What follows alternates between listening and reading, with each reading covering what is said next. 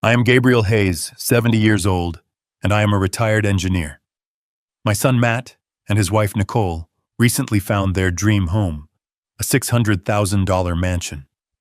Then they handed me the mortgage application with my name already on it. "You've saved enough, Gabe," Nicole said. "It's time to help your family."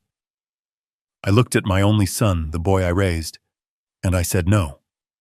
They sued me. They sued me for the full $600,000, claiming I was mentally incompetent and a danger to myself. But when we got to court, the judge looked past their lies, looked right at me, and asked one simple question that unraveled their entire world. Before I tell you what that question was and what happened next, I'd love to know where you're watching from tonight. Let me know in the comments. And please hit like and subscribe if you believe that family should be about respect, not just about what you can get. The spring in the filter basket of my coffee maker had finally given up. It was an old machine, a reliable workhorse that Alice, my late wife, used to curse at every morning. But it made good, strong coffee, and at 70 years old, I find more comfort in repairing old things than learning new ones. I was twisting a piece of 18-gauge wire into a makeshift coil when the back door flew open. No knock. In my house, only one person does that anymore. "We're here." Nicole's voice sharp and too loud for a Tuesday morning. She swept into my small Oregon kitchen, all perfume and bright colors, followed by my son Matt. She was holding a bottle of wine, a fancy French name I couldn't pronounce, wrapped in a gold bow. "A little something for you, Gabe," she chirped, setting it on my Formica countertop. I stared at the bottle. $80 easy. "You know I don't drink, Nicole." "Oh, silly me." She laughed, a high, brittle sound that always set my teeth on edge. "I forgot. Alice was the wine drinker, wasn't she?" "Oh well, you can save it for guests." Guests, as if I had any. Since Alice passed 5 years ago, this house had been quiet. Nicole knew that. This wasn't a gift. It was a power move. A reminder that she didn't know me and didn't care to. It was a way of saying, the old queen is dead, I'm the new one. Matt, my son, 42 years old, and looking 50, finally spoke. He always looked stressed, like a man drowning slowly, and his eyes darted around the kitchen. "How's the coffee maker, Dad?" "It'll live," I grunted, focusing on the wire. I didn't want to look at them. Their visits were never just visits. They were campaigns. "That's good," Nicole chimed in, moving between me and my workbench, physically blocking my view. "Because we have amazing news, life-changing news." I put my pliers down. I knew this tone. Life-changing was Nicole speak for expensive, and amazing meant she wanted something. "We found it, Gabe," she said, her eyes wide with a fake theatrical joy. "The perfect house." I waited. I'm an engineer by trade. I don't jump to conclusions. I wait for the data. I've spent my life analyzing stress points, weak joints, and faulty designs. And my daughter-in-law Nicole was the most poorly designed system I'd ever encountered. All flash, no foundation. "It's up on Claremont Hill," she gushed, pulling out her phone to show me pictures. 4 bedrooms, a 3-car garage, there's even a little guest cottage out back. It's us. "Sounds expensive," I said, wiping grease from my hands onto a rag. "It's an investment, Dad." Matt corrected me quickly, stepping forward. "It's what we've always talked about. A place for the grandkids. Eventually." I looked at them. Married 10 years, no grandkids. Just a lot of talk about building their brand and living their best life. Their best life always seemed to be funded by credit cards I suspected they were drowning in. "Well, son, congratulations." I turned back to my coffee maker. The conversation, as far as I was concerned, was over. "Ah," Nicole said, her voice like ice water. "That's the other part of the news." She stepped forward, blocking my light completely. From her designer handbag, a thing that probably cost more than my monthly pension check, she pulled out a thick, professionally bound document. She slid it across my kitchen table, scattering the tiny screws from my coffee maker. "We need you to sign this." she said, her smile bright and hard. I sighed. I picked up the document. It was heavy. I pulled my reading glasses from my shirt pocket, wiped a smudge off the lens, and put them on. I expected a cosigner application. I expected a request for a loan, a gift, something I could politely refuse. What I saw stopped my heart. It wasn't a cosigner form. It was a full mortgage application. $600,000. $600,000. My house, this house was paid off. I hadn't had a mortgage in 30 years. I lived on my pension and my 401k withdrawals. It was enough. It was comfortable. But it wasn't $600,000 comfortable. I flipped the page. My grease-stained fingers paused over the applicant fields. My blood went cold.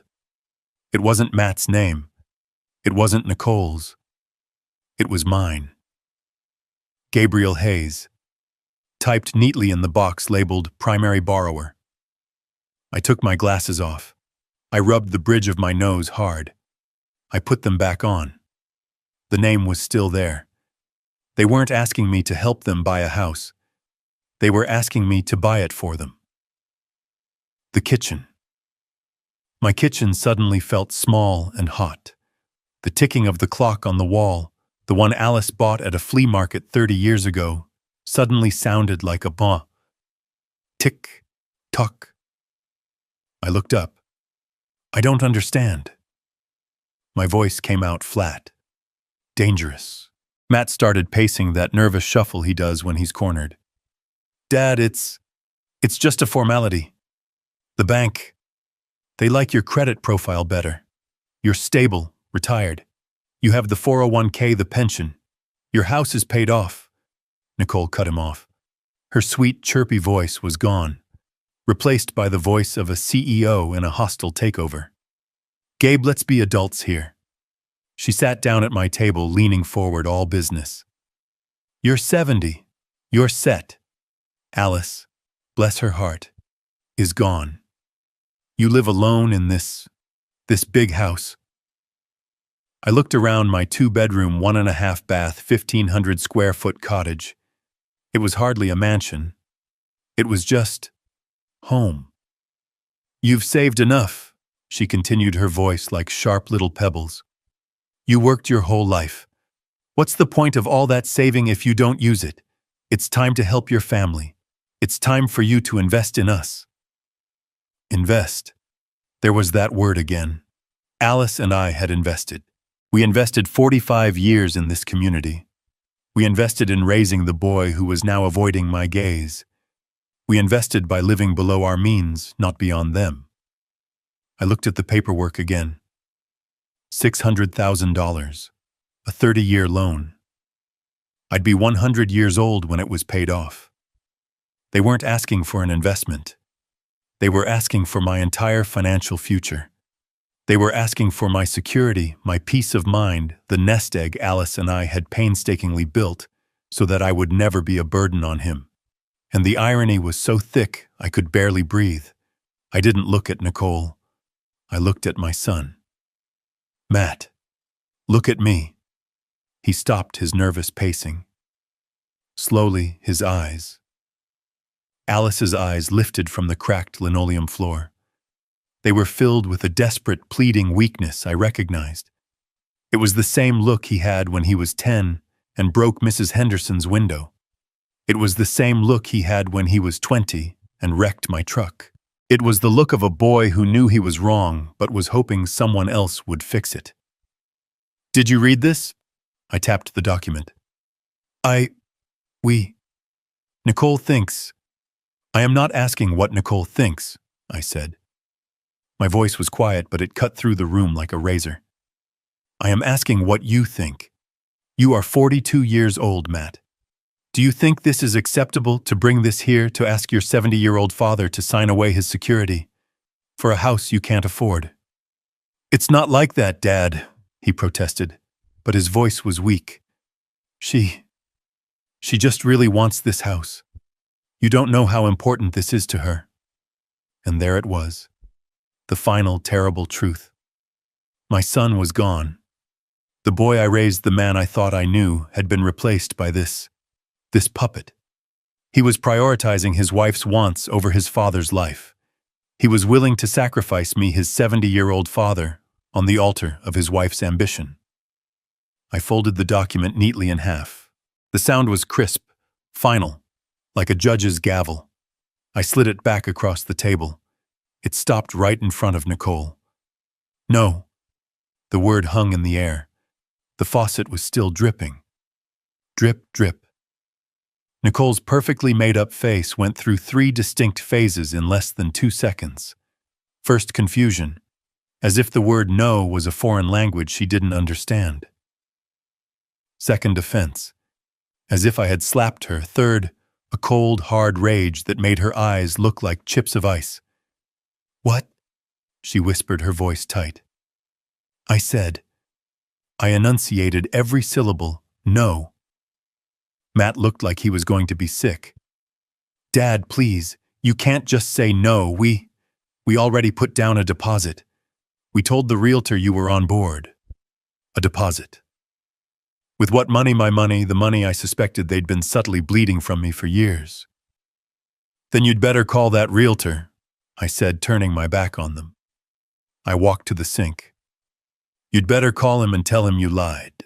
If Nicole wants that house," I said, my voice muffled by the sound of running water as I rinsed my coffee mug, "then you two can figure out how to buy it." "You selfish old man!" Nicole shrieked. The civility was gone. I turned around slowly, drying my hands. "Get out of my house." "What?" I said. "Get out." Matt, finally finding a spine, grabbed his wife's arm. "Nicole, come on, we're leaving." "No." She yanked her arm free. She pointed a finger at me, her hand shaking. "You are just sitting on all that money Alice left. You're letting it rot. We are your family." "A family doesn't ask its father to sign his financial death warrant," I said, walking toward them. Nicole snatched the mortgage papers off the table. "You will regret this, Gabe. I promise you, this isn't over." "I'm sure it's not," I said, holding the back door open for them. They stormed out. The screen door slammed shut behind them, the frame rattling in protest. I heard their car engine roar to life, tires spinning on the gravel of my driveway as they peeled out.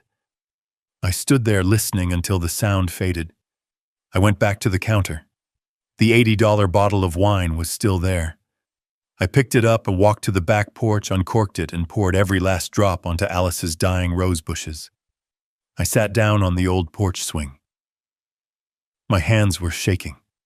Not from fear, from adrenaline. Nicole was right about one thing. This wasn't over. It was just the beginning. I stood on that back porch for a long time. I stood there long after their car squealed out of my driveway, leaving a black mark on the gravel and a cloud of dust in the air.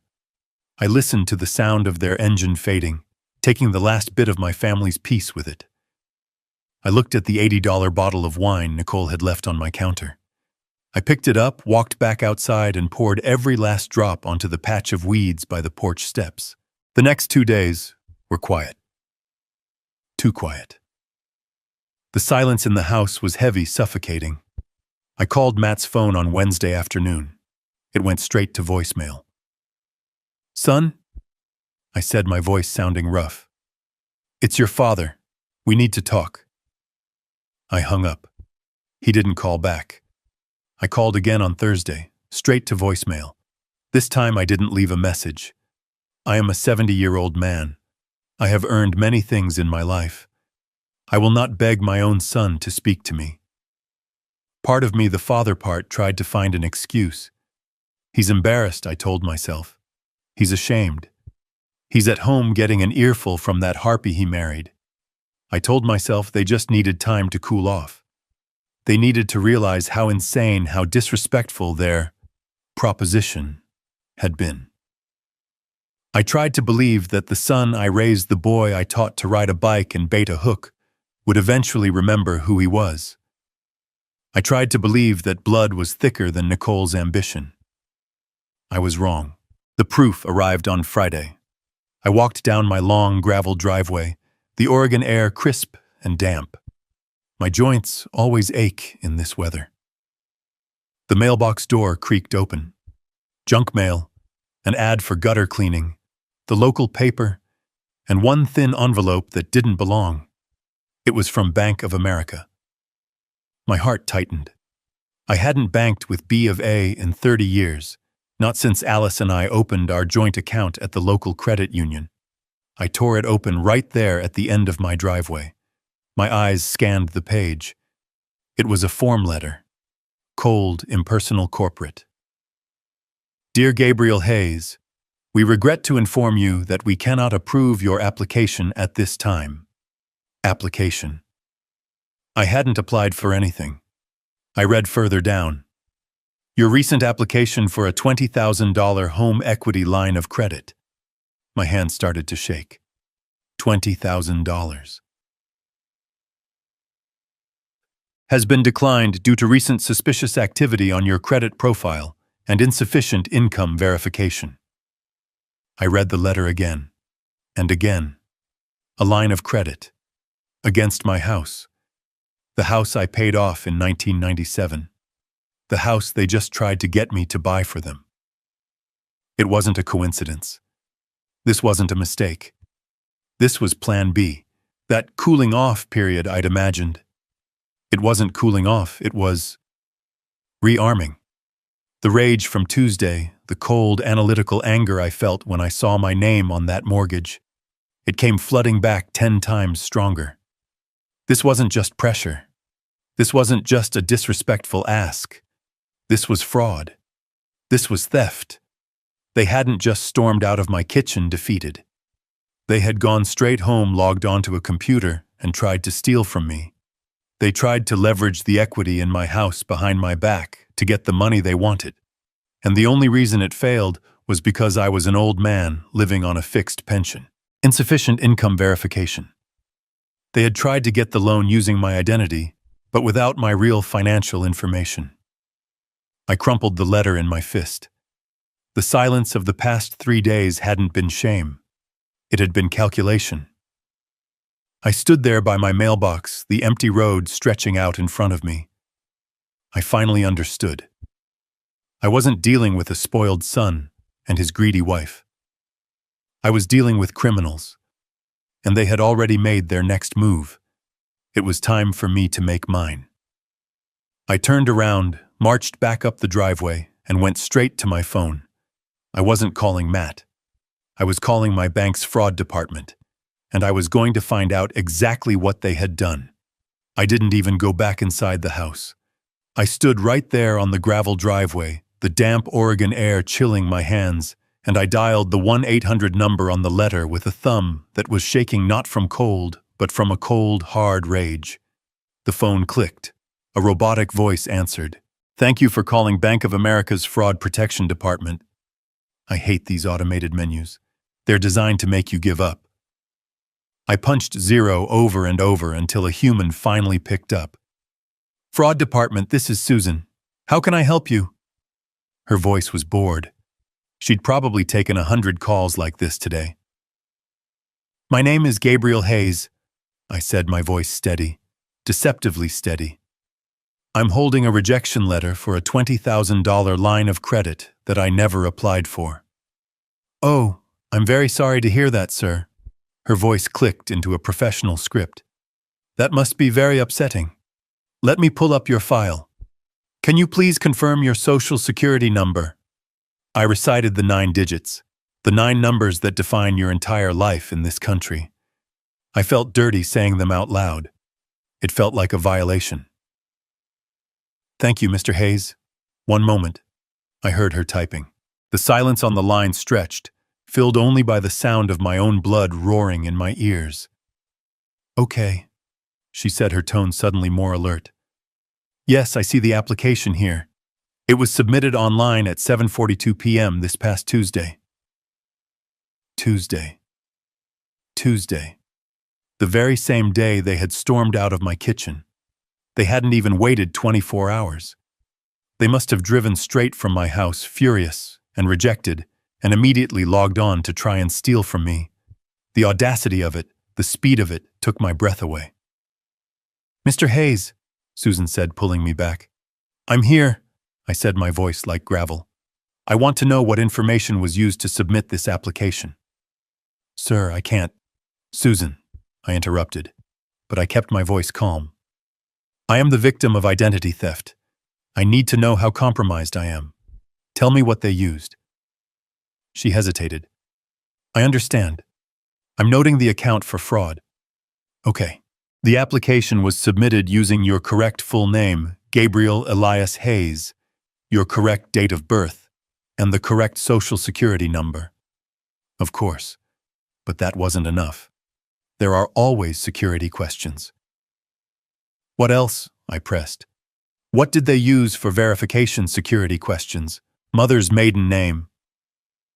There was another pause. More typing. "Yes, sir. The applicant did correctly provide your mother's maiden name." I closed my eyes. The world went silent. The wind in the pine trees. The distant hum of the highway. It all faded. Mother's maiden name. I hung up the phone. I didn't say goodbye. I didn't say thank you. I just let my arm drop to my side. I'm an engineer. I'm a man of systems of logic. I shred my bank statements. I burn my old tax returns. My 401k documents are in a fireproof safe in my closet. I am not a careless man. You don't find a man's mother's maiden name on a piece of junk mail. It's not on a utility bill. It's not something you just find while rummaging through a desk. It's something you know. And I knew with a certainty that settled in my gut, like cold lead, that only one person on this earth besides me knew that name. Matt. I remembered it. Not 3 years ago, but 5. Right after Alice died. I was a ghost. I walked through this house, but I wasn't here. The grief was a fog I couldn't see through. Matt had offered to help with the paperwork, the life insurance, the taxes. He sat right there at my kitchen table. This kitchen table. "Dad, this form, this insurance claim, it needs your mother's maiden name." I was so lost, so broken, I didn't even think. I just told him. "Kovacs, Anna Kovacs. Her family was Hungarian." He had nodded, written it down. "Got it, Dad. Don't worry. I'll handle all this." He handled it. He took that piece of my history, that piece of my trust given to him in my darkest moment, and he saved it. He saved it for 5 years. He saved it like a weapon. He held on to that key, that secret, just waiting for the day he could use it to rob me. This wasn't an impulsive act of anger on Tuesday night. This was premeditated. He had been planning this. Or at least he had been holding the tools to do it just in case. This was a different kind of evil. My son, the boy I raised, was a stranger. A cold, calculating stranger who had been waiting for his opportunity. I looked at my house, my home. Suddenly it didn't feel safe. I thought about Tuesday, Nicole's bag, Matt's nervous energy. I walked to my neighbor's house. Mrs. Henderson, Agnes. She was 80 sharp as a tack and missed nothing. I needed to know what they did here on Tuesday. I needed to know what they took. I stood on the gravel, the useless phone heavy in my hand. The letter from the bank felt like a razor blade in my pocket. Kovacs. Anna Kovacs. He had kept that name, that sacred piece of my past, like a burglar keeps a skeleton key, waiting. I looked at my small house. The white paint was peeling, the porch swing Alice loved was listing to one side. It had always been my sanctuary. Now it felt like a crime scene. If they had my mother's maiden name, what else did they have? The mortgage application. The line of credit. They needed proof of my assets. They needed my 401k statements, my pension details. My blood turned to ice. Tuesday. They weren't just here for a minute. They were here for an hour. I walked fast across my patchy lawn to Mrs. Henderson's. Agnes Henderson had lived next door for 45 years. She and Alice had shared countless cups of coffee over our shared fence. Agnes was 72, sharp as a tack, and missed nothing. She was watering her prize-winning azaleas, her back to me. "Agnes," I called out. My voice was rough. She turned, her face immediately creasing with concern when she saw me. "Gabe." "Goodness, you look like you've seen a ghost. Come in, I just made coffee." "No, Agnes, I can't stay." I gripped the top rail of her fence. My knuckles were white. "I need to ask you something. It's important." She put down her watering can. "Anything, Gabe. You know that." Last Tuesday, I had a cardiology appointment in Portland. I was gone all morning." "I remember," she said, nodding. "I saw your truck leave early." Did you see anyone come by the house while I was gone?" Agnes's face clouded. She looked uncomfortable. "Oh, Gabe." I didn't want to say anything. I assumed you knew. I thought he was just helping. My stomach dropped. "Who, Agnes?" "It was Matt," she said, lowering her voice. "He and his wife, Nicole. They got here about an hour after you left. I was pruning these very bushes." "And they went inside," I pushed. "Yes. Matt used his key. I almost waved, but, well, Nicole seemed to be in a hurry. They were in there for a long time, Gabe. Almost a full hour. I thought it was odd. I figured they were just dropping something off for you, but they stayed so long." I just stared at her, the pieces clicking into place with horrifying speed. "Agnes," I said, trying to keep my voice even. "When they left, were they carrying anything?" Agnes frowned, thinking. Her eyes unfocused as she replayed the memory. Yes, they were. Matt was just Matt.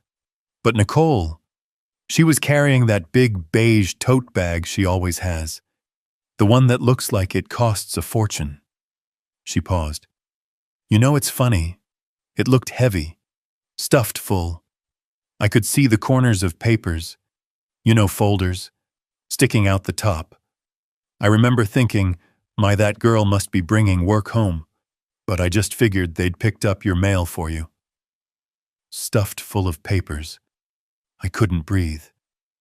"Thank you, Agnes," I said, my voice barely a whisper. I turned and started walking back to my house. "Gabe." "Is everything all right?" she called after me. I didn't answer. I just raised a hand, a weak wave of acknowledgement. My walk turned into a jog. I fumbled with my keys at my own back door, the one Matt and Nicole had walked through so easily. I burst into the kitchen, my heart hammering against my ribs. I didn't go to the safe. That's where I kept the real documents, the ones that mattered. No, I went to the one place a son should respect, the one place a child should never, ever violate. I went to my office. It was more of a nook, really. A small room off the living room where Alice kept her sewing machine and I kept my old roll-top desk. This was where I paid my bills. This was where I kept my day-to-day life. I pulled open the bottom drawer of my metal file cabinet. It didn't screech. It was well-oiled. I'm an engineer.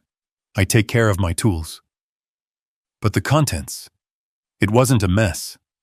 A stranger would have thought it was perfectly normal. But I knew.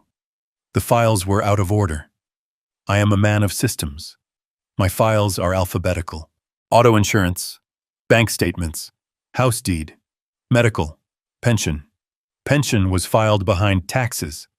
Bank statements was shoved in front of auto. They had been here. They had been in this drawer.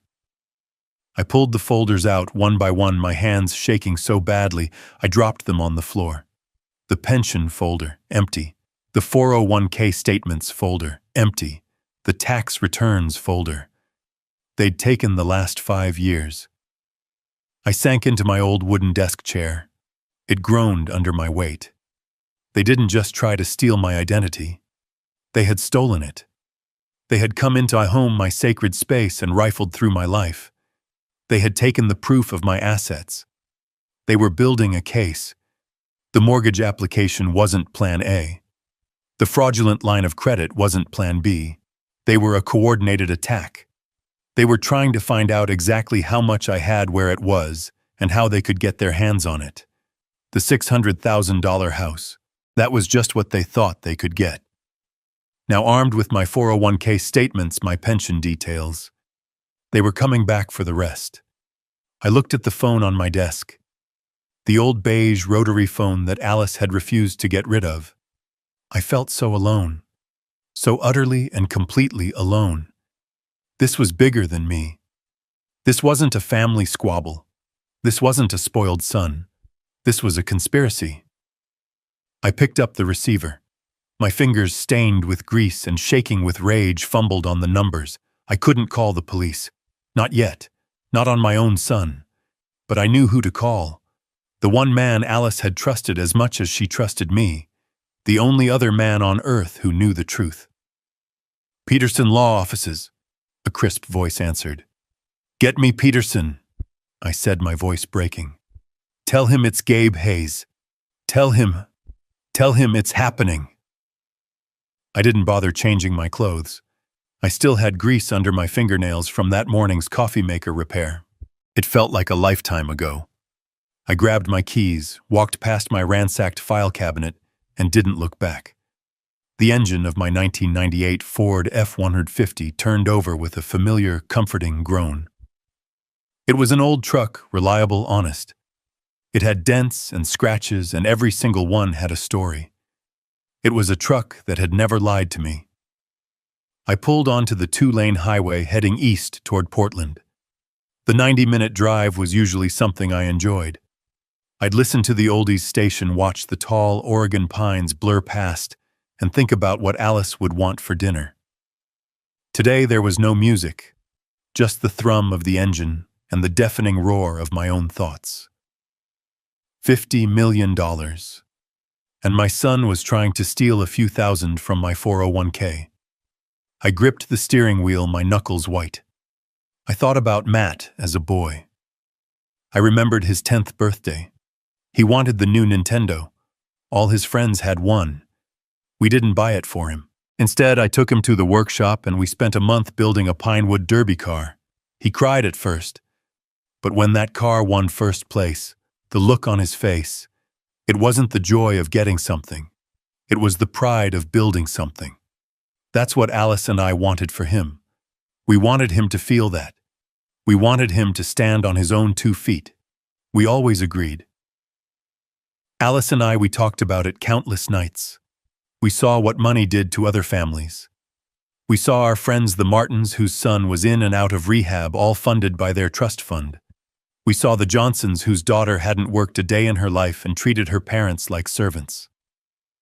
"We can't let that happen to Matt Gabe," Alice had said, her voice firm, as we sat at the kitchen table signing the final trust documents all those years ago.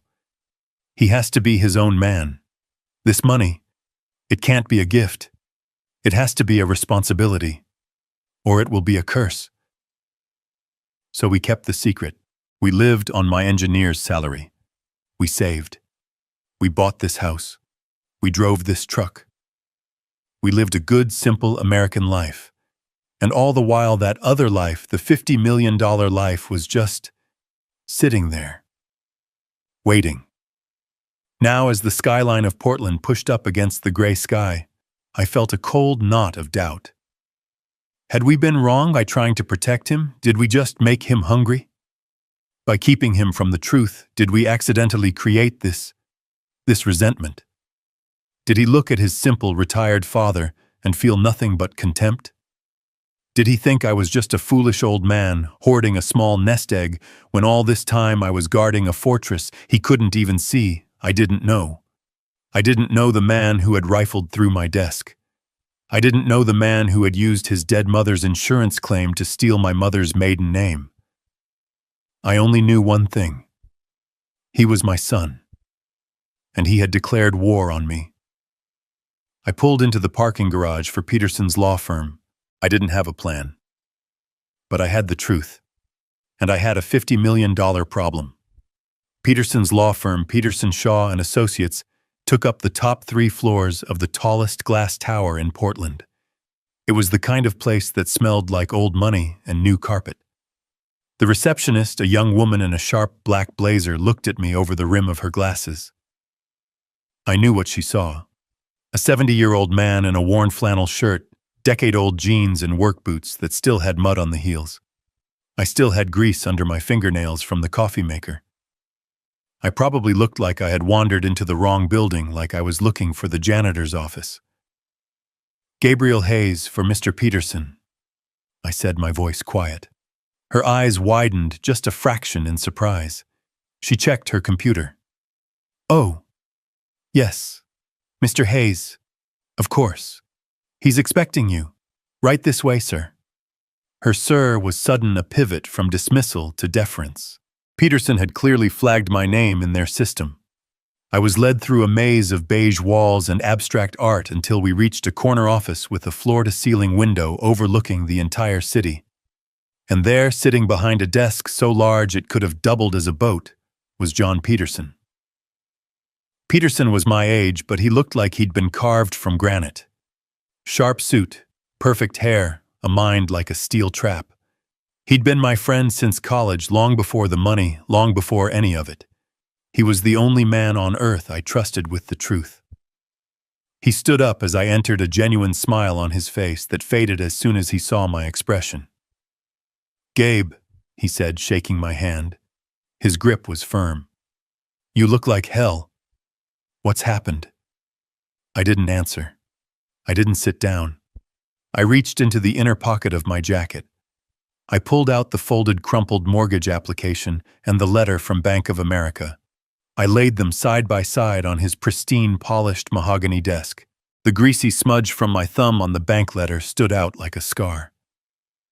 Peterson put on his own reading glasses. He picked up the mortgage application first. I watched his eyes scan the page, his expression hardening. He saw the $600,000 amount. He saw my name. He saw the space for my signature.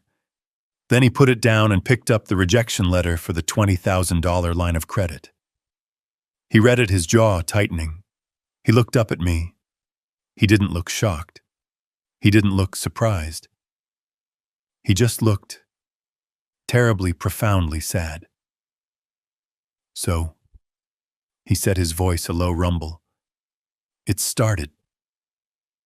He took off his glasses and rubbed his eyes. "I was afraid this day would come, Gabe. I truly was. I kept hoping Matt would grow up, that he'd find his own way. He found a way, all right," I said, my voice thick with anger. "He found his way into my file cabinet. He used his mother's death to get my mother's maiden name. He's been planning this, John." Peterson nodded slowly. "They get desperate. The children always get desperate." He stood up and walked not to a desk drawer, but to a massive fireproof safe built into the wall behind a framed painting. He spun a combination lock, the clicks precise and silent. The heavy door swung open. Inside wasn't cash. It was rows and rows of thick bound ledgers. He pulled one out. It was dark blue, hardbound, and embossed with gold letters. It didn't say Gabe Hayes. It said, "The Hayes Alice Trust." He placed the massive file on his desk right next to the fraudulent, flimsy mortgage application. The contrast was stark. One was a desperate lie. The other was the $50 million truth. "Well," Peterson said, opening the cover, "Alice was a brilliant woman. She knew this might happen. She insisted on a few safeguards. She called it the character clause." He looked up at me. "The question is, Gabe, are you ready to use it?" Peterson ran his hand over the heavy blue ledger. It was embossed with gold letters, "The Hayes Alice Trust." "Alice was brilliant," he said, his voice a low rumble in the quiet, expensive office.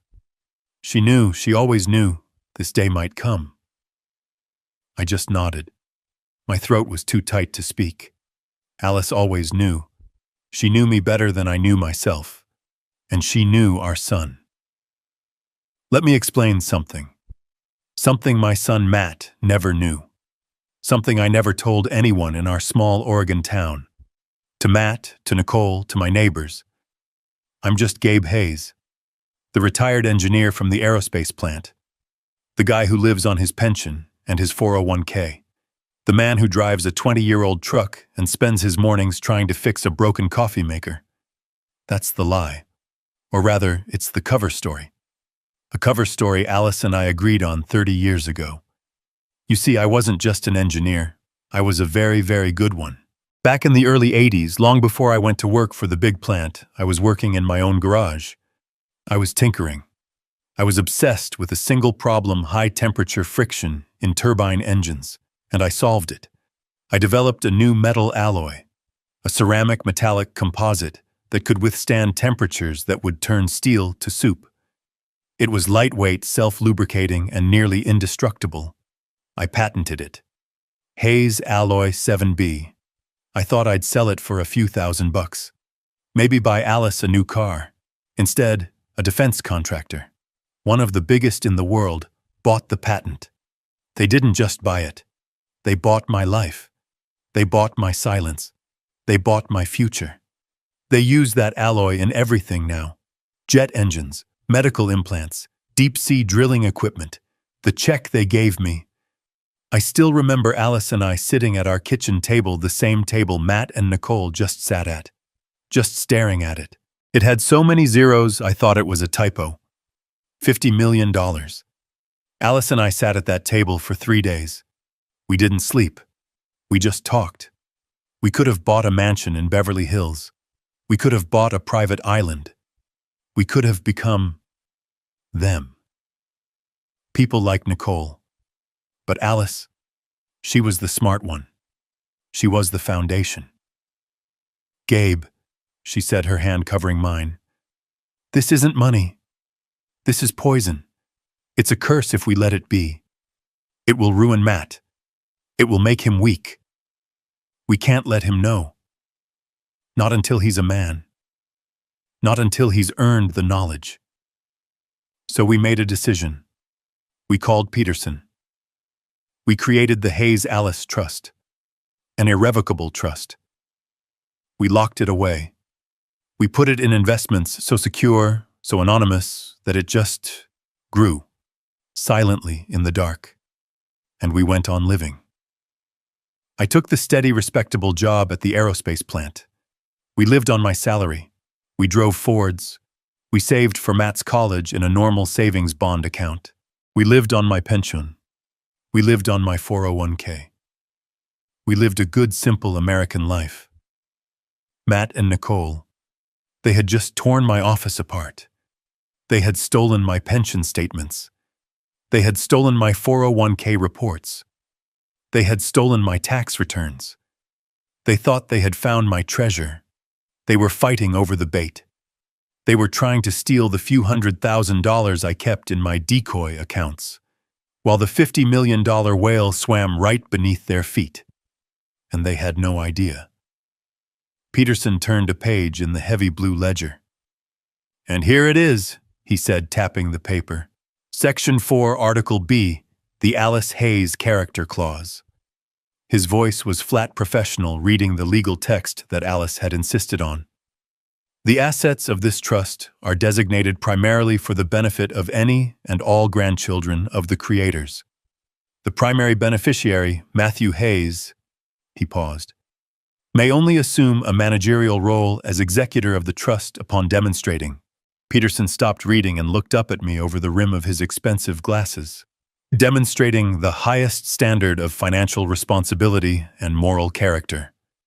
I just stared at him. Highest moral character. Peterson closed the massive book. The sound was a heavy final thud that echoed in the silent office.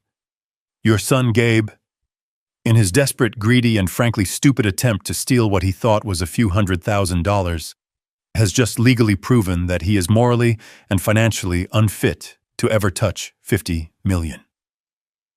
The irony was so bitter I could taste it, like ash in my mouth. By trying to steal the scraps from my table, he had just set fire to his own inheritance. He had violated the one rule Alice put in place to protect him from himself. He had failed the test. "So what do we do?" I finally asked. My voice was a low growl. "We do nothing," Peterson said. His eyes were cold. "We let them. They've committed fraud. They've committed identity theft. They think they're holding all the cards. We let them play their hand. We wait for them to make their next move." I nodded.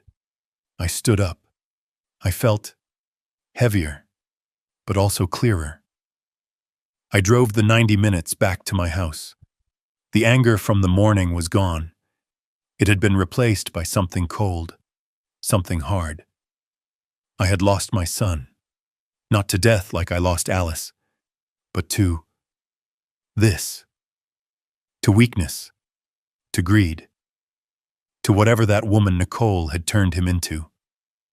I pulled my old truck up the gravel driveway. It was dark now. The porch light was off. The house looked cold. But there was someone waiting. A man. He was standing in the shadows by my front door. My heart jumped into my throat. Was it Matt? Had he come back? The man stepped forward into the single beam of my headlights. He wasn't Matt. He was wearing a cheap suit that didn't fit him, and he was holding a stack of papers. He looked bored. "Gabriel Hayes," he called out, his voice flat. "Yes." He walked forward, pulled a single document from the stack, and pushed it into my chest. "You've been served." I looked down at the papers in my hand. The fluorescent white of the paper glowed in the dark. My son and his wife weren't just trying to steal from me. They were suing me. I stood there in the dark. The man's footsteps crunched on the gravel as he walked back to his car, disappearing into the night. He had left the papers in my hand. They were still warm from his grasp. I didn't move. I just stood there under the single weak bulb of my porch light, the smell of the damp pines thick in the air. I looked down at what he had given me. A summons. A legal document from the state of Oregon County of Clackamas. Nicole Hayes and Matthew Hayes. Plaintiffs versus Gabriel Hayes, defendant. Plaintiffs. Defendant. My son. Suing me. My hands, the hands of an engineer, hands that had built engines and fixed transmissions. They were shaking. I fumbled with the staple, tearing the paper. I skipped past the legal boilerplate, looking for the what, and then I saw it. Seek monetary damages in the amount of $600,000. 600,000. The number just hung there. It didn't seem real. It was an abstraction, a string of zeros. It was the price of the house they wanted. They were suing me for the house. They were suing me for the right to own something they couldn't afford. I felt a bitter, dry laugh try to escape my throat. Of course, this was the next move. This was the, "You will regret this." But then I kept reading, and the laughter died. Because it wasn't just about the money. Oh God, if only it had been just about the money. I read the next line. "And furthermore, petition this court for an emergency hearing to establish a conservatorship over the person and estate of Gabriel Hayes, citing advanced age and cognitive impairment." Cognitive impairment. Conservatorship. The words hit me harder than any physical blow. They weren't just trying to get a house. They were trying to get me. They were trying to take my life. I stumbled back and sat hard on the old porch swing Alice loved. The chains groaned under my weight. I read on my eyes, scanning the sworn affidavits attached to the petition. The lies. They were so detailed. First, Nicole's statement. It was poetry. It was fiction. "I, Nicole Hayes, being of sound mind, do swear that my father-in-law Gabriel Hayes did on numerous occasions, including but not limited to Thanksgiving of 2023 and Christmas of 2024, verbally promise to take care of our future and buy us a home as a family asset." I gripped the paper. Thanksgiving. I remembered Thanksgiving. I remembered telling Matt he needed to start contributing to his own 401k, not just relying on mine. Her lies continued. Relying on this repeated promise from my father-in-law, she wrote, my husband and I made significant, irreversible financial decisions. I left my part-time job as a consultant to prepare for our new home, and we placed a substantial non-refundable deposit on the property, all based on his word. A non-refundable deposit. That was the hook. They were claiming promissory estoppel, a legal trap. They were saying they had been damaged by a promise I never made. I never promised them a dime. Alice and I had one rule, one single ironclad rule: you make your own way. We gave Matt an education. We gave him love. We gave him a stable home. We never ever promised him a free ride. And he knew it. But the petition wasn't finished. The next page was worse. It was the request for the conservatorship. It was Matt's sworn statement, or at least it had his signature on it. The words were pure Nicole. My father, Gabriel Hayes, has shown significant signs of cognitive decline over the past year. I read on my stomach churning.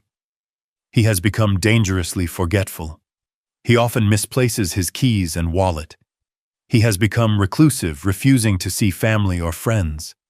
He has exhibited paranoia, accusing us of things we have not done. They were using my quiet, frugal life as evidence of self-neglect. They were twisting my privacy into isolation. And then came the final dagger. The most alarming sign of his impairment, Matt's statement read, is his complete lack of memory regarding his promise to buy us our home. He became agitated and confused when we presented him with the paperwork, as if he had no recollection of our many conversations. We are not angry. We are terrified. We are afraid he is a danger to himself. We fear he will, in his confused state, mismanage or give away the assets he worked his whole life to build. I dropped the papers. They scattered across the old wooden planks of the porch. I finally understood. This wasn't about a house. The house was just the prize. This was about control. My refusal. My simple, firm no. They weren't seeing it as a boundary. They were twisting it. They were painting it as proof that I was insane. They were building a legal cage for me. Declare me incompetent. Seize control of my estate, the 401k, the pension, the small-town house they thought was my only asset. They would get the $600,000 and everything else. I would be a prisoner locked in a nursing home, legally dead, while they drained my life's work. And the beauty of their plan, the truly evil genius of it, was that the very act of me fighting back, of me getting angry, of me saying they were conspiring against me, would just be more proof of my paranoia. They had backed me into a corner. I sat there for a long time, the cold night air seeping into my bones. The porch swing was silent. They thought they were dealing with a forgetful, simple old man. They thought they had trapped me. They had just made the single biggest mistake of their lives. They thought I was weak. They forgot. I'm an engineer. I don't just fix machines. I find weak points. I analyze systems. And I take them apart piece by piece. This lawsuit wasn't just a threat. It was a declaration of war. I bent down my knees, cracking in protest. I gathered the scattered papers, every single one. I put them in order. Then I went inside, locked my door, and picked up the phone. Peterson Law Offices, the answering service said. This is Gabriel Hayes. I said, my voice as cold and hard as steel. Get me John Peterson. I don't care what time it is. I don't care if he's in bed. Get him on the phone, now. It was happening. I was in Peterson's office at 9 a.m. sharp. I hadn't slept. I'd spent the night in my old recliner. The lawsuit papers spread out on the floor under the lamplight. I just stared at them, watching the words blur. Cognitive impairment. Danger to himself. Conservatorship. The anger from the night before had cooled. It had settled into something hard, heavy, and cold inside my chest. It wasn't just anger anymore. It was procedure. I was an engineer. I had a complex problem in front of me, a system designed for maximum destruction, and I needed to figure out how to take it apart. When I walked into Peterson's office, he didn't offer me coffee. He didn't ask how I was. He was all business. His massive mahogany desk was clear except for a single slim manila folder. He looked like he'd been up all night, too. "You were right to call me Gabe," he said, his voice a low rumble. "I made some calls. I keep a private investigator on retainer for sensitive family matters. He's very fast and very thorough." Peterson opened the folder. He didn't need to build suspense. He just stated the facts. "Your son Matt and his wife Nicole," he said, "are not just greedy. They are desperate. And desperate people, Gabe. They're stupid. And they're dangerous." He slid a single sheet of paper across the desk. "This is a summary report from my investigator." He started with Nicole. Her lifestyle, the one she's so proud of. It's a house of cards. Built on debt. I picked up the paper. I'm an engineer. I'm good with numbers. But these numbers, they didn't make sense. It was a credit report summary. "That's not a typo, Gabe," Peterson said, watching my face. "You're reading it correctly. Your daughter-in-law, Nicole, is currently carrying $83,000 in outstanding high-interest credit card debt. $83,000. I thought of the $80 bottle of wine she'd brought to my house, the designer handbag, the constant casual, cruel mentions of trips I couldn't afford, restaurants I'd never heard of. "It's all here," Peterson continued, tapping the paper. "American Express, Visa, Nordstrom, Saks, Fifth Avenue, 3 different furniture store cards. She's been living like a millionaire. The problem is, as far as we can tell, she doesn't have a job. Not one she's declared taxes on anyway." She wasn't just bragging. She was panicked. She wasn't just spending. She was drowning. "But Matt," I said the words feeling like ash in my mouth. "Matt has a good job. He's a regional sales manager. He must make good money. He can't be okay with this." Peterson's face didn't change. He shook his head slowly. He slid a second piece of paper across the desk. This one was a printout of what looked like an internal company memo. "Matt had a good job," Peterson corrected me. "He was terminated 6 months ago." I stared at the paper. Terminated. Fired. "Why?" I whispered. "Embezzlement," Peterson said. The word was ugly. Clinical. He was caught skimming $5,000 from the corporate expense account. Falsifying receipts. His company, John Deere, didn't want the bad press. They're a family company. They fired him quietly. They gave him 6 months to pay the money back before they pressed criminal charges. The pieces fell into place. Not with a click, with the sound of a building collapsing. 6 months. He had been unemployed for 6 months. He had been pretending to go to work every morning. He had been coming to my house, eating my food, lying to my face. The 6-month deadline to pay back the stolen money. It was probably right. Now. The stolen 401k statements. The fraudulent line of credit. The lawsuit. This wasn't about ambition. This wasn't about living their best life. This was about survival. The house, I said, the realization hitting me. The $600,000 house. "Exactly," Peterson said. "It's not a dream. It's a lifeline. They're bankrupt, Gabe. They're about to lose everything. They're not just trying to buy a house with your money. They're trying to use you. My investigator believes the plan was to get a massive mortgage in your name immediately, take a cash-out equity loan against the property to pay their debts, and then most likely let the house go into foreclosure, destroying your credit, not theirs. A drowning man pulling his own father underwater to use him as a flotation device. I thought about the lawsuit. The claim that I was the one who was cognitively impaired. The accusation that I was the one who was forgetful and a danger to my own finances. They weren't just attacking me. They were projecting. They were accusing me of their sins. I looked at Peterson. They've stolen my identity. They've lied to the court in a sworn affidavit. They've tried to defraud a bank. And Matt embezzled. Yes, Peterson said. So, I said, feeling the cold engineering logic return my voice flat.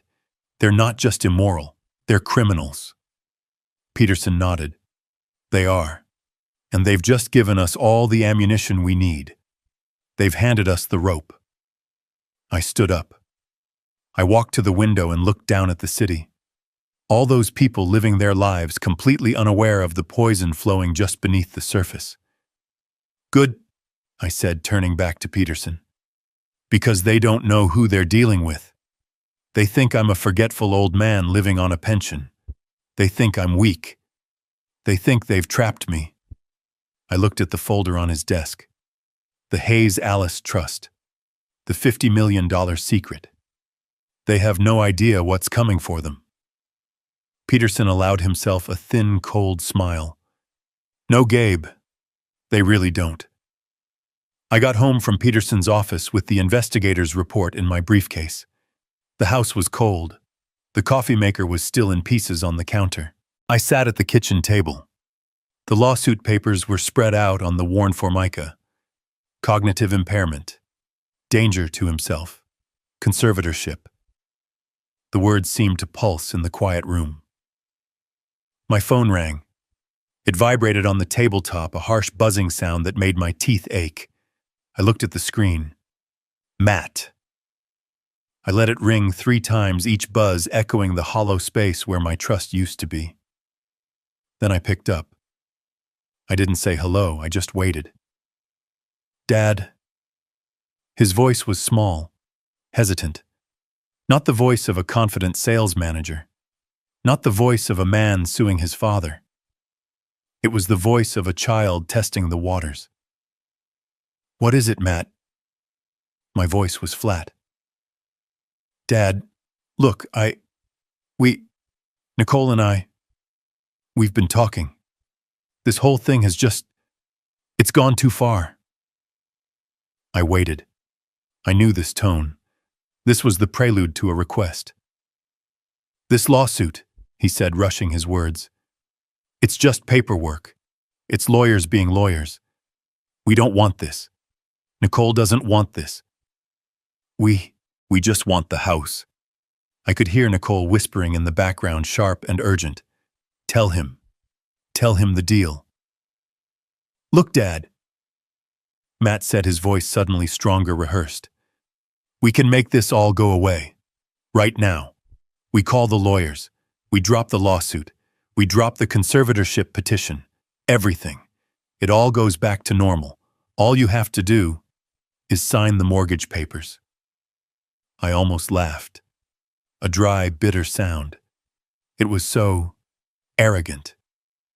So stupid. They thought they could file a legal document attempting to strip me of my rights as a human being and then use it as a negotiating tactic. They thought they could accuse me in a court of law of being mentally incompetent and then offer to take it back if I gave them $600,000. It was the logic of a kidnapper. Give us the ransom and we'll return the hostage. The hostage was me. And as I sat there listening to my son's pathetic, manipulative plea, I suddenly remembered another time. Matt was 10. My wallet was on the dresser. Alice and I were getting ready for church. I went to get it, and I noticed the cash was gone. $20. I knew it was Matt. I just knew. I confronted him. He did exactly what he was doing now. He lied. He cried. He denied it. I don't know, Dad. Maybe it fell out. I was soft. I was the dad. I was ready to let it go, but Alice was the foundation. She was the steel. She grabbed the empty wallet, walked into his room, and just stood there. She didn't yell. She just waited. She waited until he broke. He finally pulled the crumpled $20 bill from under his mattress. he sobbed. I just wanted the new video game, everyone else has it. I wanted to hug him. I wanted to say it was okay. Alice didn't move. She looked at him, her eyes clear and hard as diamonds. You will pay it back, she said. Not shouting, just fact. You will mow Mrs. Henderson's lawn. You will wash my car. You will stack firewood. You will work until you have earned $20, and you will give it back to your father. We do not raise thieves in this house. It took him 3 weeks. 3 weeks of blisters and sweat. When he finally handed me that worn, sweaty $20 bill, he was crying again. But they were different tears. He was proud. He had made it right. Alice had been strict, and she had been right. I looked at the phone in my hand. Where did that strictness go? It died with her. After Alice passed, I was the only one left, and I was just the soft dad. I was the one who wanted to fix things. I was the one who saw his sadness and just wanted him to be happy. I paid off his credit card debt when he got in a little trouble after college. I co-signed for his first apartment.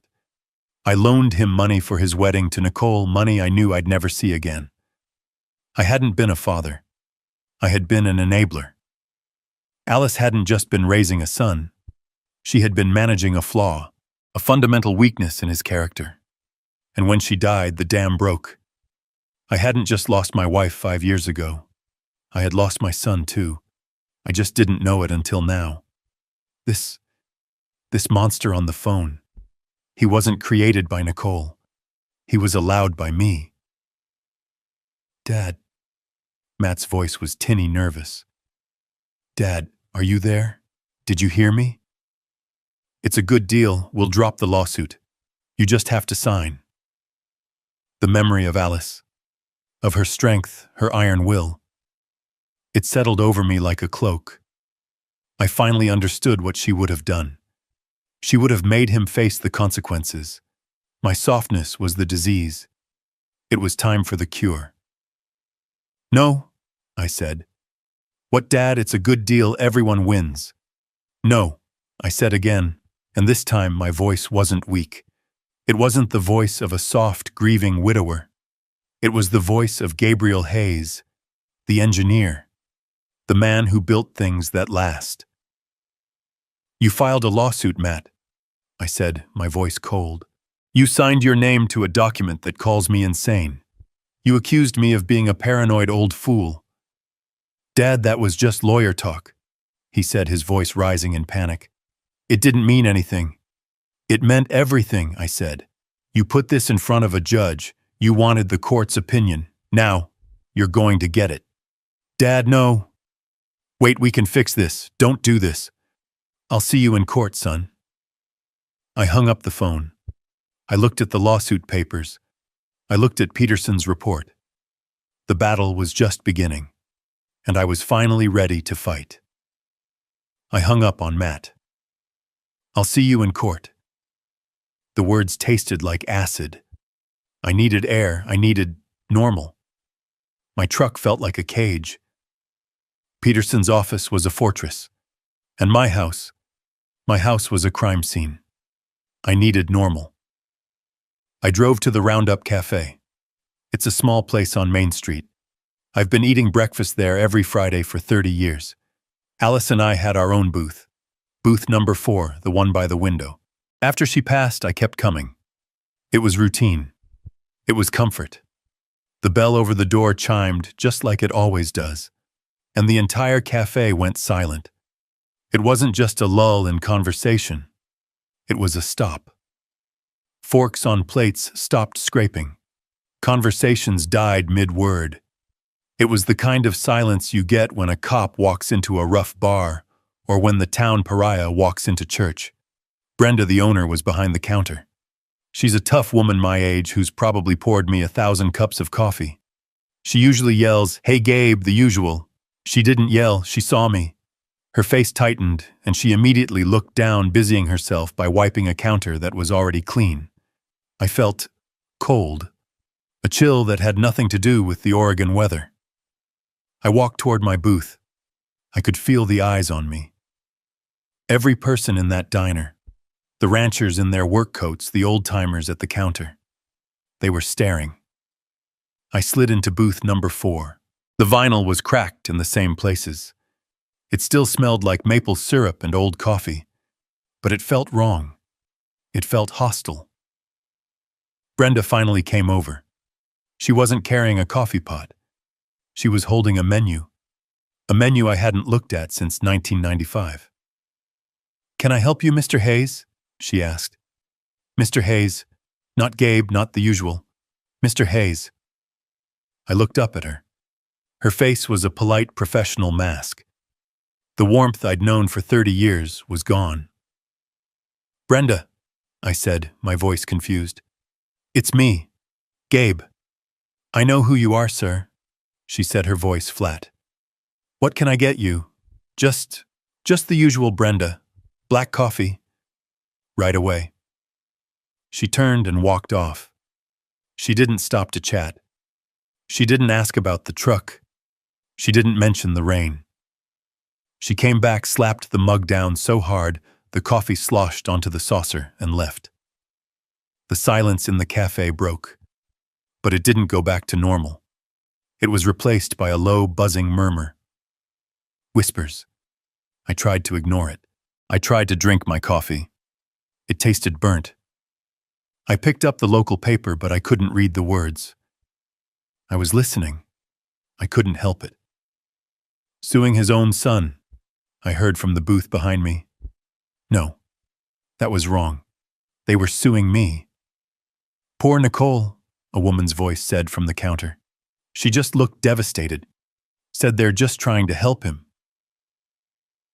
Brenda said he promised them a house, $600,000, and now he's claiming he doesn't remember.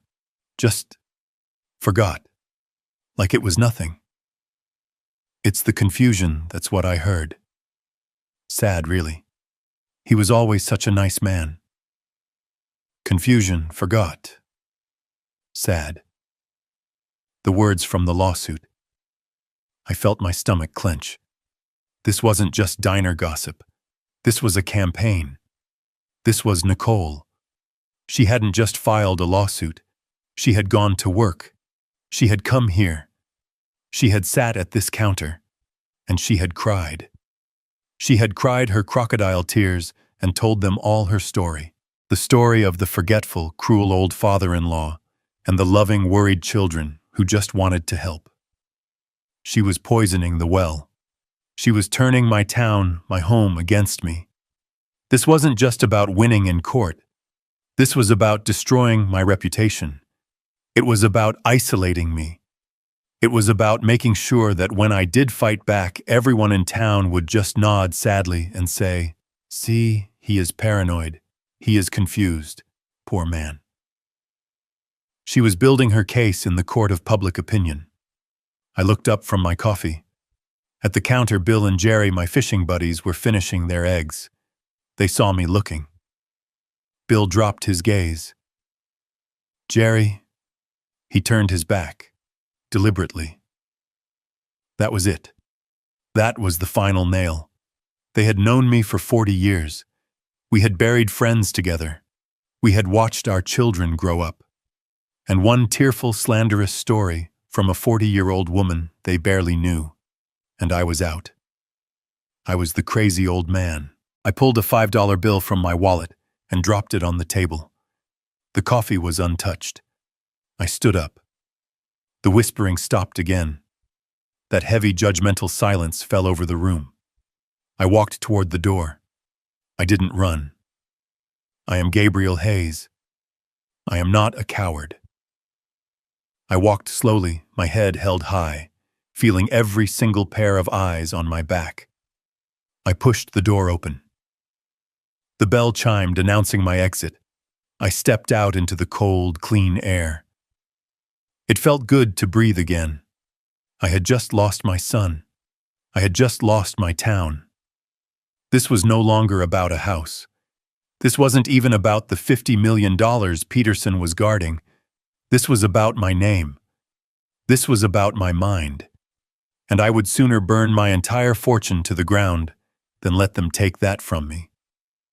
I drove home from the Roundup Cafe. The 10-minute drive felt like an hour. My town, my friends, my home. Nicole had done it, in one morning, with a few well-placed tears and a story about a confused, forgetful old man she had poisoned 30 years of relationships. She had turned me into a pariah. I sat in my truck in my own driveway for a long time. I looked at my house. It didn't feel like mine anymore. It felt like a fishbowl. I felt the eyes of my neighbors. Agnes Henderson's curtains twitched. I wondered if Nicole had gotten to her too. I felt trapped. I finally went inside and locked the deadbolt. A useless gesture. The invasion had already happened. I was sitting in my old recliner, the silent house pressing in on me when the knock came. It wasn't a friendly knock. It wasn't Matt forgetting his key. It wasn't Agnes with a slice of pie. It was a sharp official rap. The kind of knock that means you don't have a choice about answering. I opened the door. A woman was standing on my porch. She was in her late 30s, wearing a navy blue pantsuit, sensible shoes, and an expression that was completely blank. She held a clipboard like a shield. "Mr. Gabriel Hayes?" she asked. Her voice was flat.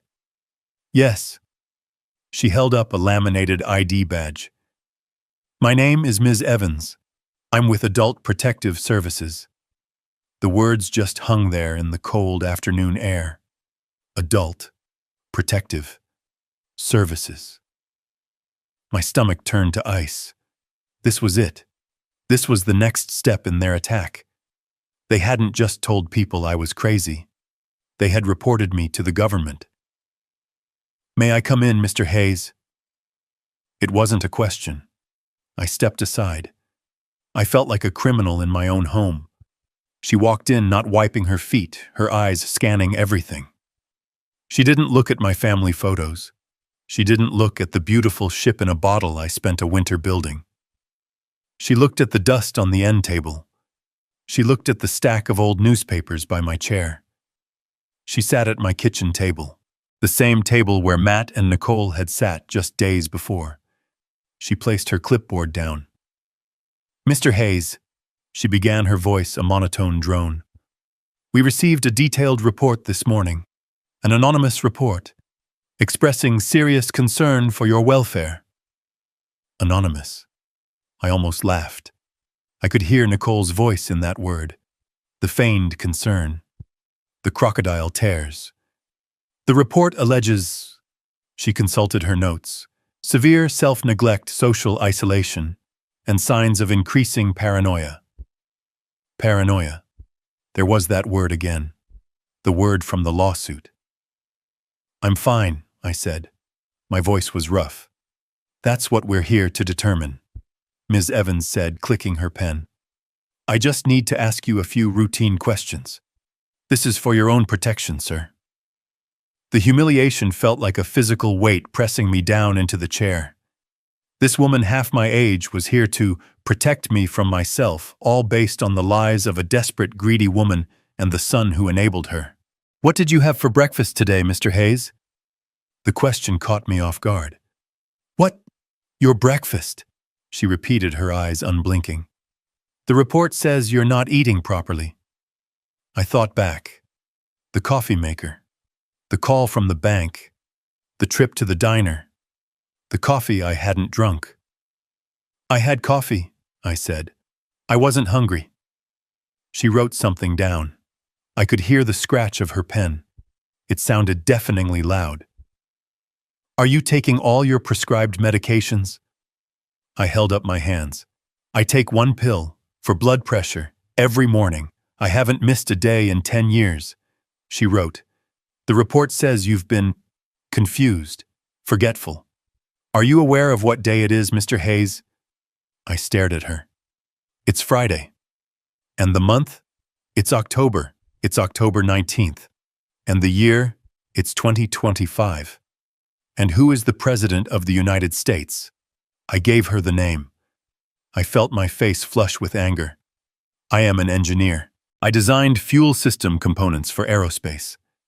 I have balanced budgets that could buy this entire neighborhood. And this woman, this bureaucrat, was asking me if I knew what year it was. She just nodded, writing. Mr. Hayes, she said, her voice softening, but it was a clinical false softness. The report also mentions paranoia. It says you believe your family is conspiring against you. Do you often feel that people are watching you or plotting against you? And there it was. The trap. The perfect, elegant, inescapable trap. How do I answer that? If I say no, I'm lying. If I say yes, my son and his wife are conspiring against me, they are trying to steal my house, they did steal my identity. What does that sound like to her? It sounds like paranoia. It confirms their entire case. Every word of truth I could say would be twisted and used as a weapon against me as proof of my insanity. I looked at Mrs. Evans. She was just doing her job, a job fueled by the lies of my son. I took a slow breath. Ms. Evans, I said, my voice quiet, I believe I am a private person, and I believe my privacy is being violated, but I am not paranoid. She just wrote something down. I understand. Now, Mr. Hayes, I do need to take a quick look around your home, just to verify the living conditions. Standard procedure. She stood up. She didn't wait for permission. I had to follow her. I felt like a visitor, a suspect.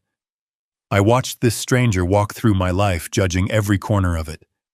She walked into the kitchen. She opened my refrigerator. There isn't much food in here, Mr. Hayes. Her voice echoed slightly. I live alone, I said, my voice tight. I shop every 3 days. I don't like food to go bad. I bought groceries 2 days ago. There's eggs, milk, some vegetables. She didn't reply. She just closed the door. She went to my bathroom. My bathroom. She looked in the medicine cabinet. She saw my blood pressure pills, my shaving cream, my deodorant. She was checking to see if I was capable. Then she went to my bedroom. My bed was unmade. I hadn't made it. I had been reeling from the lawsuit. I hadn't seen the point. She made a note. Unkempt sleeping area. And that was when something inside me finally snapped. I didn't yell. I didn't move. But the memory hit me so hard I almost staggered. This room, this exact room, this was the room where Alice spent her last 5 years. This was the room where I had set up the hospice bed. This was the room where I kept the whiteboard with her medication schedule written out every 2 hours, day and night. This was the room I kept immaculate. I learned to change IV bags. I managed her painkillers.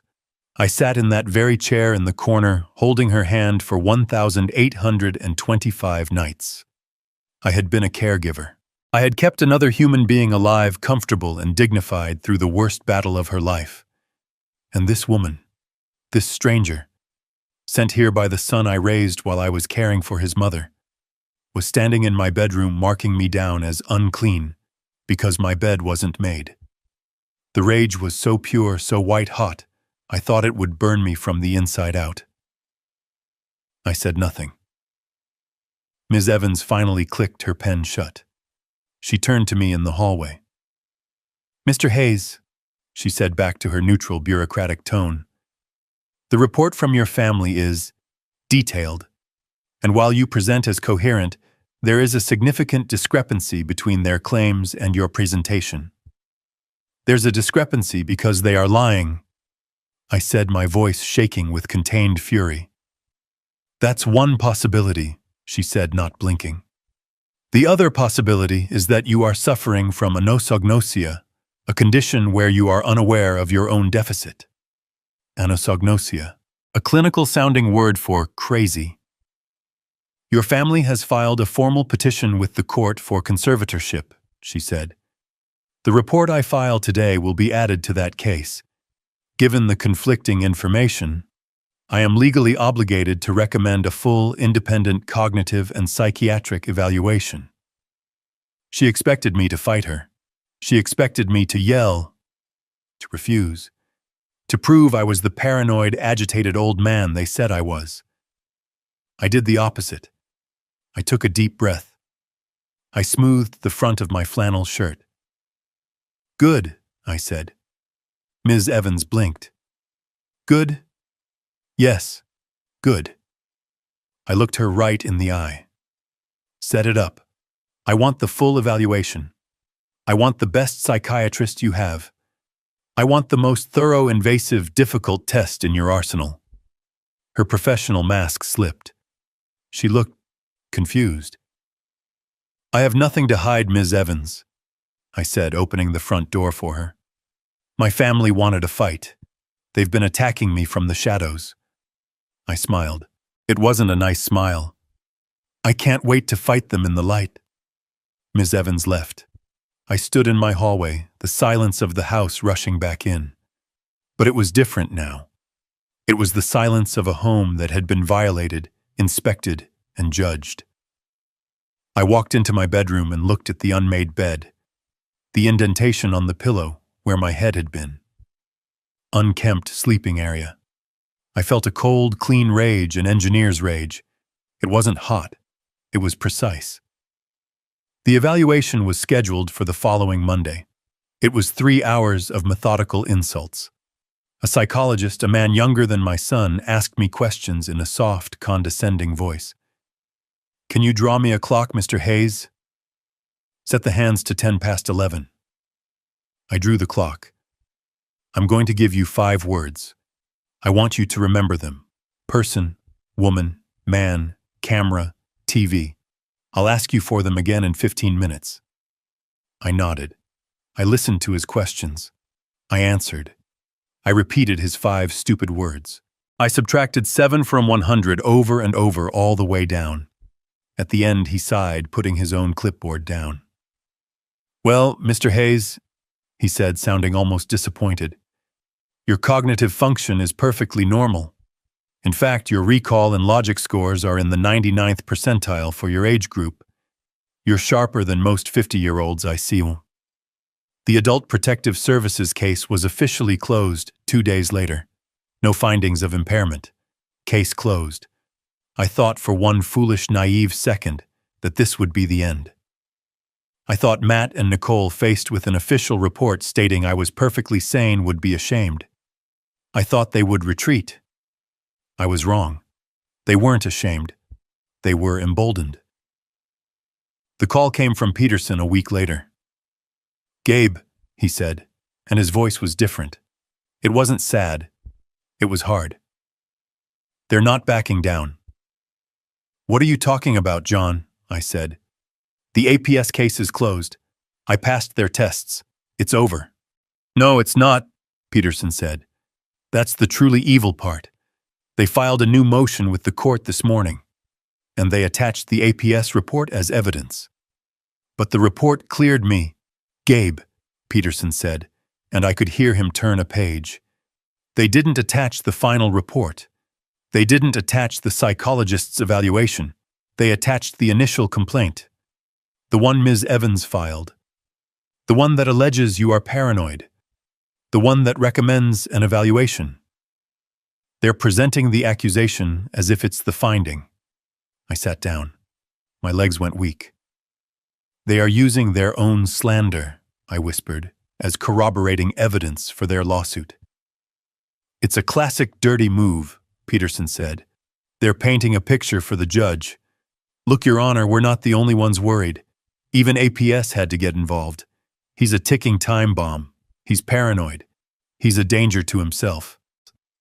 They're building a cage of lies, and every time you get angry, every time you rightfully accuse them, you just give them more proof that you're unstable. I looked out my window. I saw Agnes Henderson bringing in her mail. She didn't look my way. The poison was still working. So what do we do, John? I felt tired. For the first time, I felt like a 70-year-old man. Then I heard Peterson's voice change. That cold, hard edge was back. "We're ready, Gabe," he said. "Ready for what?"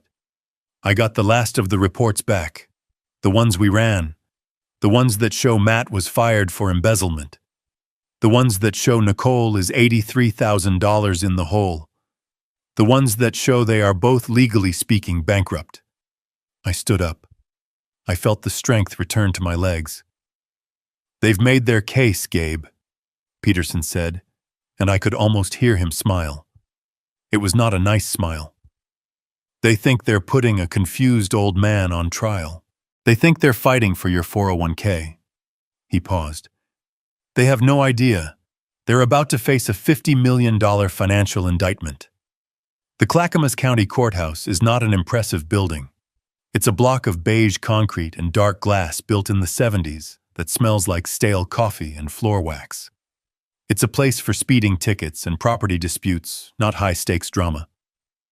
But as I walked through the metal detector, my old belt buckle beeping, it felt like the Supreme Court. Peterson was already there waiting for me. He wasn't carrying his massive blue ledger. He just had a slim, mean-looking briefcase. He nodded at me, his face like stone. "Gabe, you ready for this?" "I'm ready, John." "Good," he said, "because they're already here, and they're putting on a show." We pushed through the double wooden doors into courtroom 3B. It was exactly as I pictured. Fluorescent lights humming overhead, worn wooden benches, the state flag of Oregon hanging limply next to the judge's empty chair. And then I saw them.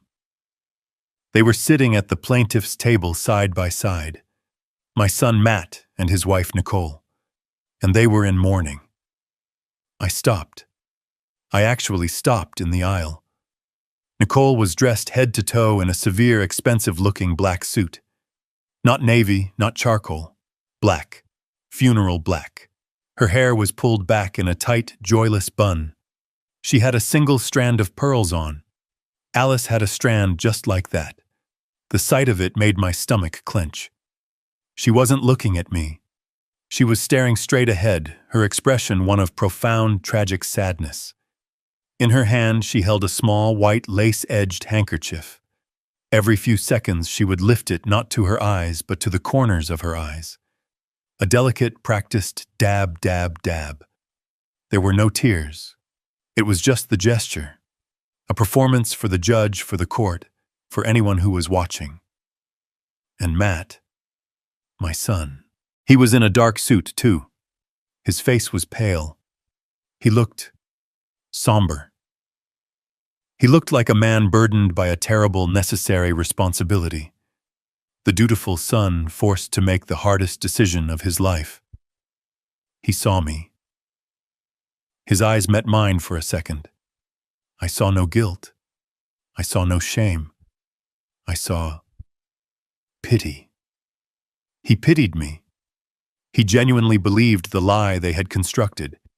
He had convinced himself that he was the hero of this story, the man stepping in to save his poor, confused father from himself. The sheer, staggering arrogance of it. It almost made me smile. Their lawyer, a slick-looking man in a suit that was too shiny, leaned over and whispered something to Nicole.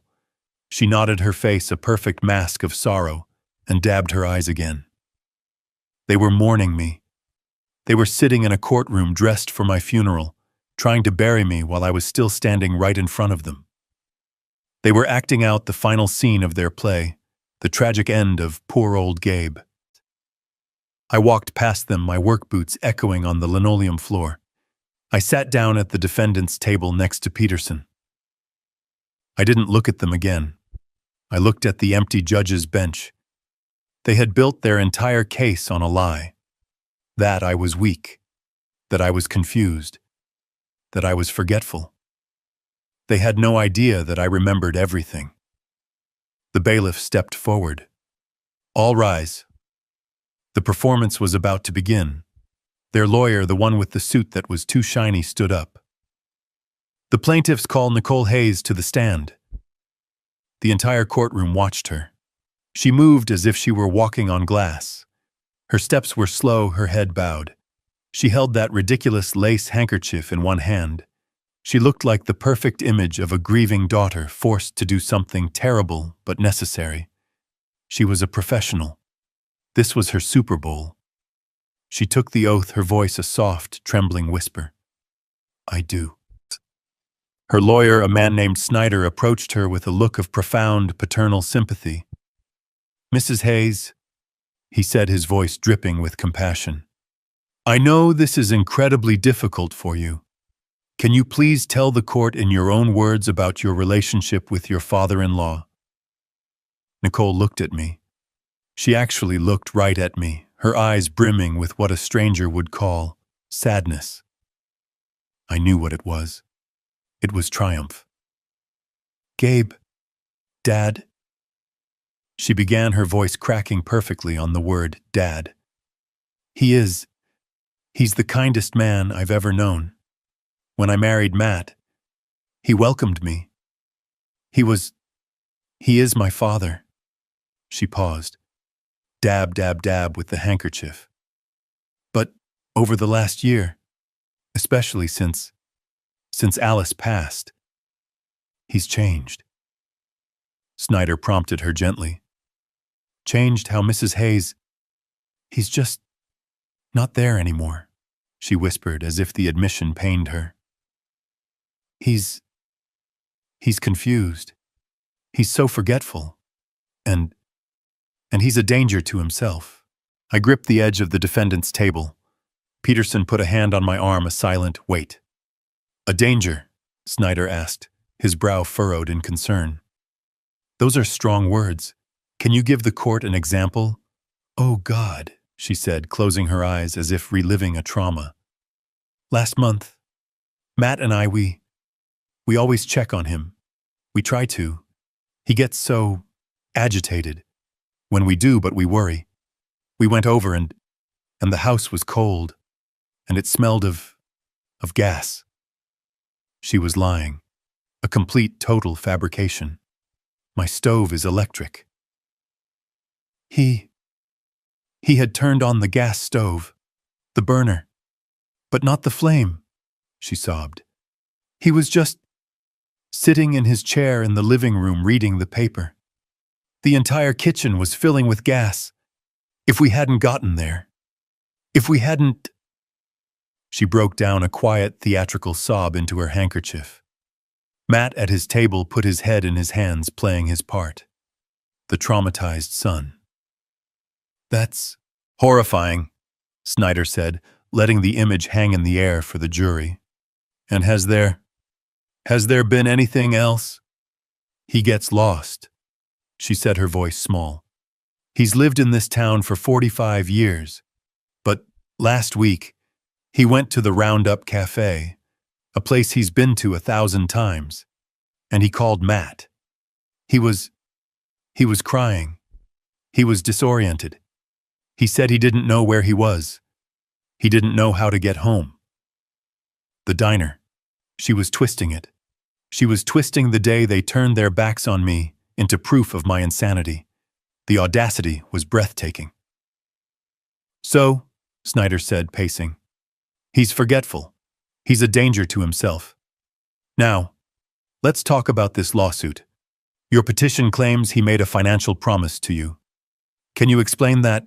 Oh, it wasn't about a house, she said, shaking her head, as if the very idea was distasteful. It was about his words, his and Alice's. For years, they always told Matt, we're saving this for you. We're building this for you.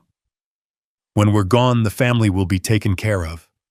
She looked at the judge, her eyes wide and sincere.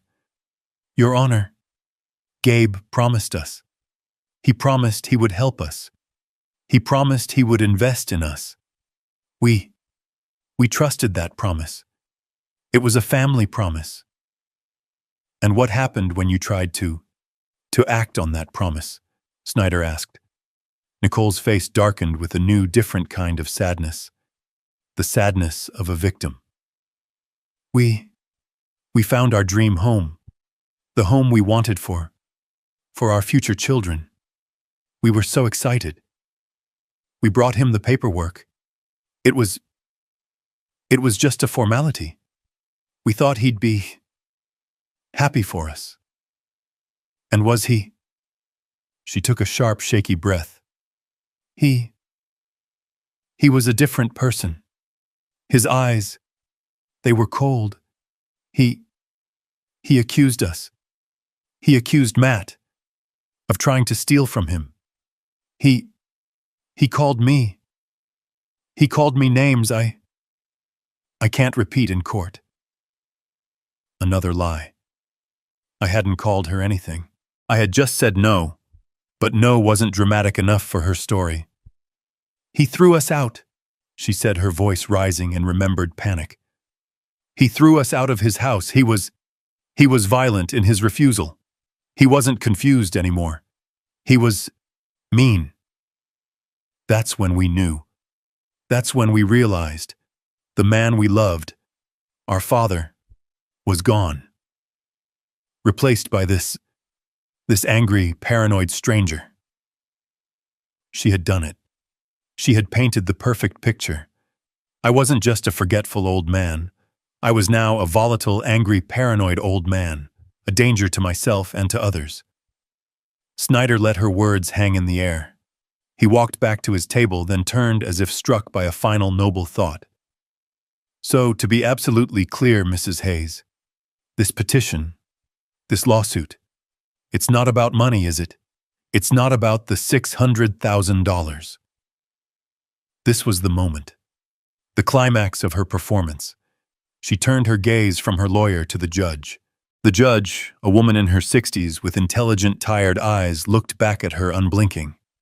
Nicole's fake tears finally truly welled up and spilled over. Her voice was a masterpiece of broken devotion. Money, Your Honor. How could this possibly be about money? She choked out. We're his family. We love him. We just want to protect him. We just want to get him the help he needs.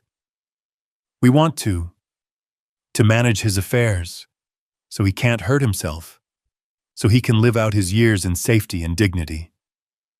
And then she went for the kill, the final vicious twist of the knife. And, she said, her voice breaking completely, we want to fulfill his late wife's greatest wish. I felt my blood run cold. Alice, Nicole whispered as if speaking of a saint. Alice always said that her only job in this world was making sure her family was taken care of, that Matt was safe. We're just trying to do what she would have wanted. I closed my eyes. The desecration was complete. She had taken the memory of my wife, the memory of Alice's love and strength, and she had twisted it. She had forged it into a weapon to justify her own bottomless, pathological greed. She had painted Alice, my Alice, as her accomplice. I heard a sniffle from the public gallery. Someone was buying it. I looked at Matt.